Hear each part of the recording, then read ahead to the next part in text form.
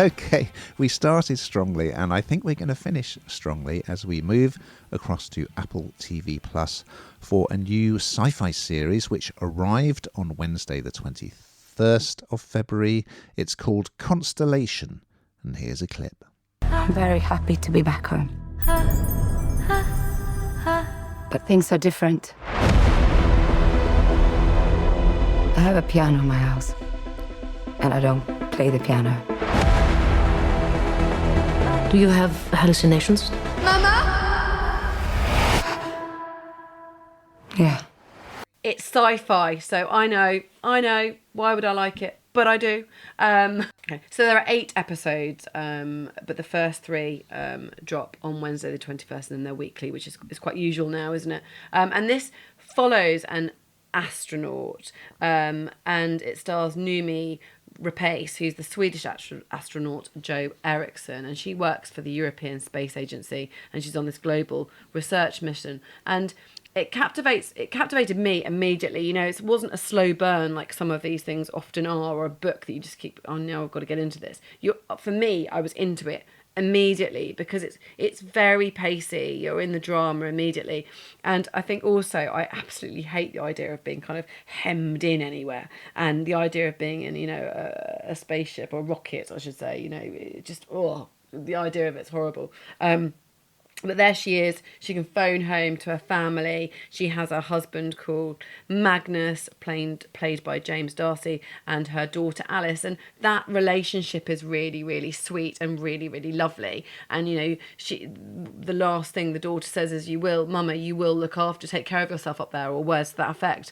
And then, of course, you know, the unthinkable happens in that there's a collision at the base and the oxygen starts to run out, and she faces this massive race against time to get back home. And obviously her training kicks in, but also her absolute steadfast want to get home to her daughter and, of course, her husband.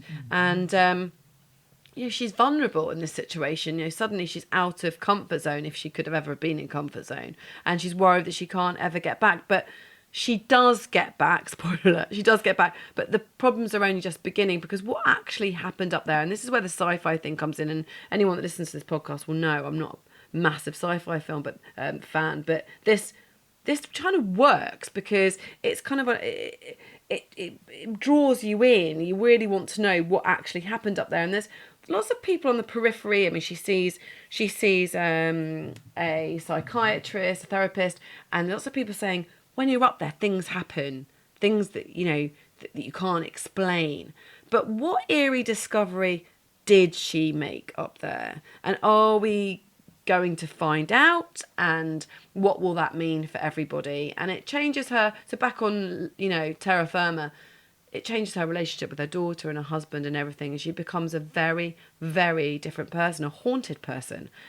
Really captivating, really enjoy what I've seen so far. Yes, I agree. I thought it was very good. So first of all, I mean, Noomi is hugely watchable, I think. She's great. I really like her. And we start, as so many TV series and films do these days, Hannah, we start with them, her and her kid. They appear to be sort of driving up in the Arctic Circle somewhere to a remote cabin, and you can see the Northern Lights.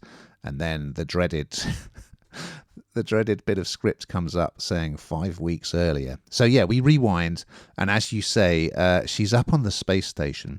And by coincidence, I've been watching a very good documentary series on BBC iPlayer called The Space Shuttle That Fell to Earth, which is all about the 2003 space shuttle disaster. So there's a lot in that of them talking to their families via satellite link while they're up there. You know, it's really well done. They rebuilt the interior of the space station very convincingly. And yeah, there's this incident occurs, an emergency while they're up there, as you say, and I'm not going to reveal too much about what happens. But yeah, so it's kind of got elements of gravity in a way because of the spectacular views from up in space. It looks absolutely amazing, and spacewalks and all that kind of stuff. And again, a bit like the Sandra Bullock character. She's sort of stranded up there on her own and has to get back. Will she make it?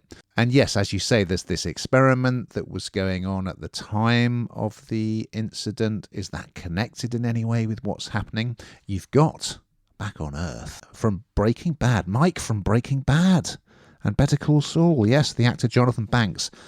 He's playing a NASA scientist. I mean, I wasn't entirely convinced by the fact that he seemed to be willing to sacrifice lives in order to get his experiment results back. But anyway, he plays two characters. He also plays his estranged twin, Bud. So there's a kind of potential conspiracy element, maybe. Then you've got like films like Solaris. You know, is what's happening in her mind, or is it to do with ghosts? You just don't know. It's fascinating, and yeah, I can't wait to see how it pans out. But I thought it was really, really strong first episode.